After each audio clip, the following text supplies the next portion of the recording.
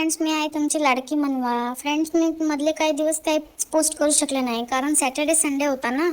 सुट्टी असली की मम्मा बाबा पूर्ण वीकचा आराम करून घेतात वाटतं. पण आजचा दिवस खूप स्पेशल आहे होता, कारण आज माझ्याकडे माझी आजी, मामा, मामी, दादा, दीदी, मावशी येणार होते. म्हणून मी मस्त रेडी होऊन वाट बघत बसले होते. ते सगळे आले, पण एकाच वेळी दाराची बेल वाजवायची तर खूप वेळा वाजवले. मी एकदम घाबरूनच गेले.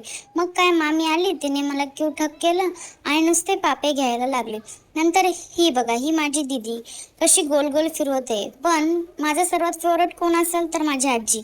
आजी आल्यावर मी तिला कडेवर घे म्हणत होते, तेवढ्यात मामा आला आणि मला कडेवर घेतला. मग काय, मी जोरात रडायलाच लागले, कारण मला फक्त आजीकडेच जायचं होतं.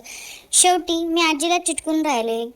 दुपारी दादा आणि दीदीचे जेवण करत होते आणि मला पण प्रेमाने भरवत होते. मी पण मजेत खात होता. थोडा वेळ आराम केला. मस्ती करूनही आम्ही सगळे बाहेर निघालो आणि इथे आम्ही ओलाची वाट बघत होतो. ओला आल्यानंतर मामीने मला कडेवर घेऊन आम्ही आलो डी-मार्टच्या शॉपिंगला. आता आजी आली म्हटल्यावर मनवाचे लाड नाही होणार असं होईल का?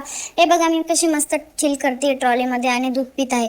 इथे मी माझ्यासाठी काही खेळणी किंवा चॉकलेट भेटते का हे बघत होते. तिथे ना माझ्या दादाला आणि दीदीला काय पिल्लू आवडले तर त्यांनी ते घेतले.